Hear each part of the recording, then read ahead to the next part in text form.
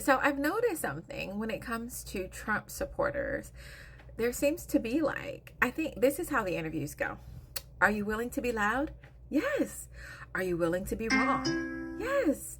Are you willing to praise white people? Yes. Are you willing to down everyone else? Yes. All right, you're hired. I mean, right? They don't have to be smart at all.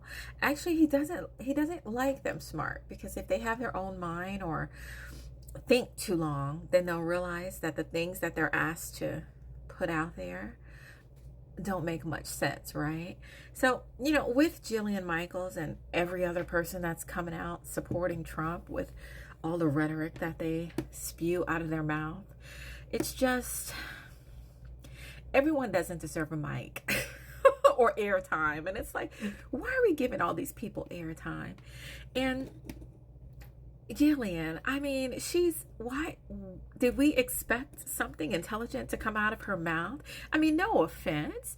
She's probably really good at what she does, which is like an exercise person or whatever. And that's cool. That's great. Everyone has their own specialty. But you have to know your limits and your boundaries, right? You have to know your skill set. Yeah, let's say that. Because I'm brilliant. But I'm not going on CNN talking about race matters.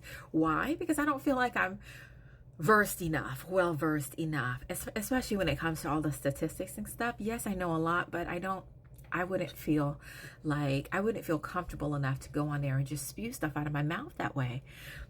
Yet, this exercise guru is just yelling stuff that's so wrong and just loud and wrong. What are we doing? I just think about what the other countries must think we're so ignorant. We just show them every day how uneducated America is. Like, and I know everybody says, half of the country has a 6th grade education, but is that the half we need to keep putting on TV? Can we at least like put the people on TV that have done a little research, have read a book? I just can't understand why we just keep giving these people airtime that are just so out of their depth. It's like, you shouldn't be talking about that, sweetie. But your abs are great, right? But don't talk about things you don't know.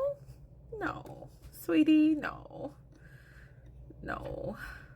Mm-mm. Embarrassed for you. Well, not really. But you should be, because that was not cute. Not a good look.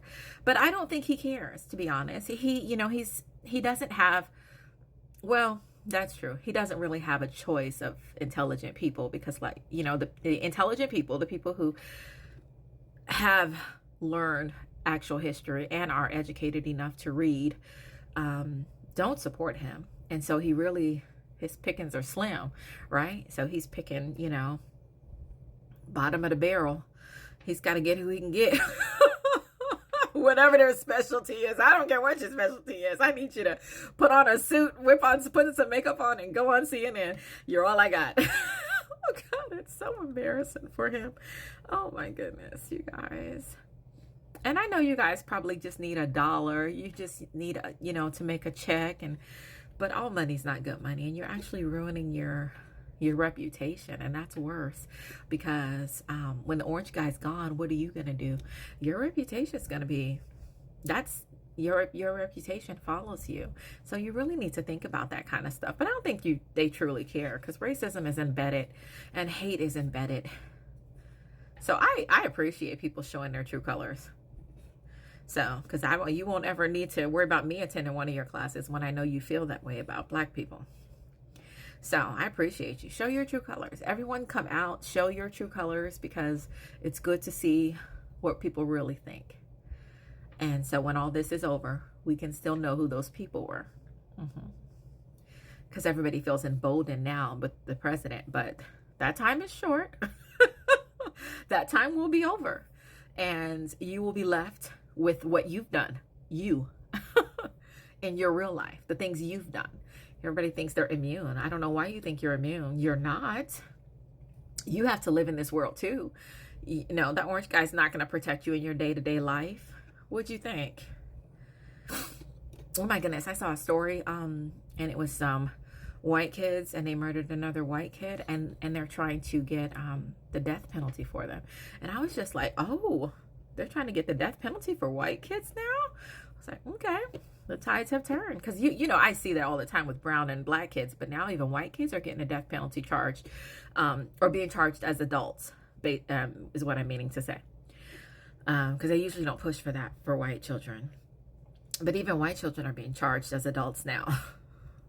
Now it doesn't even matter what color you are. The only thing that matters is your income level, and that's the truth. So if you can pay to get out of, trouble, like for instance Diddy, allegedly, then okay. But if you can't pay, it doesn't matter what color you are, because they're looking for those inmates so they can get their free slavery, allegedly, because they need their workforce, because they're getting rid of all the immigrants.